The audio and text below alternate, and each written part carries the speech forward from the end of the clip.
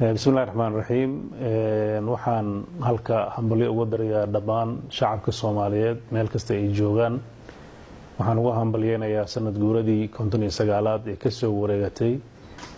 markii xorriyadda gobolada waqooyi ay qaateen 26 Juun taasoo ahayd iftiinkii u horeeyay ee geyga Soomaaliyeed ee gumeystihii uu haystay ka curatay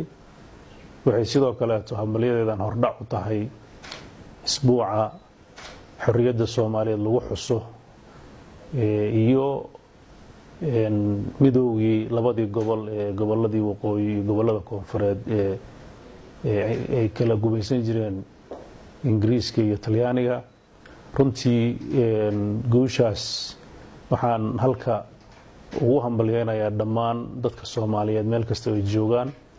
waxaan sidoo kale si gaar ah u xusaaya halyeeyadii ka qayb qaatay halganka dheer ee dadka Soomaaliyeed xorriyadda loogu raadinayay waxaan filayaa intoodii badnayd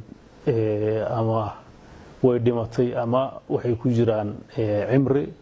waxaan u rajeynayaa intii dhimatana Ilaahay inuu naxariisto inta noolna caafimaad waara oo farxadeed inuu siiyo waxaan mar walba xusuusnaan doonaa dadkaas halyeeyada ah ee ka soo qayb qaatay sidii dalka uu u noqon lahaa dad xor ah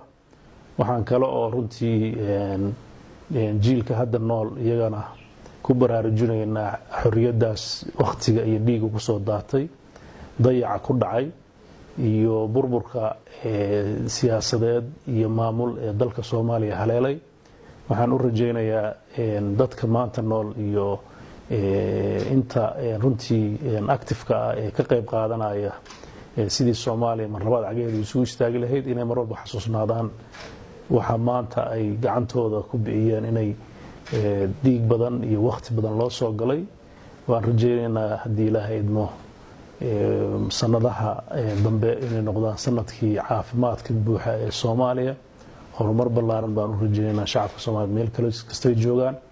waxaan Ilaahay uga baryaynaa in dawladda Soomaaliyeed ay noqoto dawlad ee gudata waajibka ummadeeda ay ka sugayso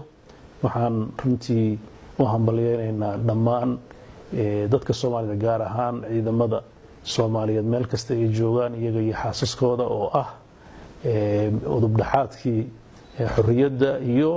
midnimada Soomaaliyeed iyo adkeyntii dawladnimada Soomaaliyeed sidoo kalena waxaan ugu baaqaynaa iyagana inay doorka kaga aadan dib u yegleelidda Soomaali awood fiican leh inay ka shaqeeyaan dadka siyaasiyiintana waxaan ugu baaqaynaa inay qayb ka qaataan isu soo dhawaanshaha bulshada iyo maareynta mashaakilaadkii ka abuurmay khilaafyadii siyaasadeed ee dalka hareeyay waxaan u rajeynayaa in goboladii Soomaaliyeed ee waqooyiga koonfur ay noqdaan gobollo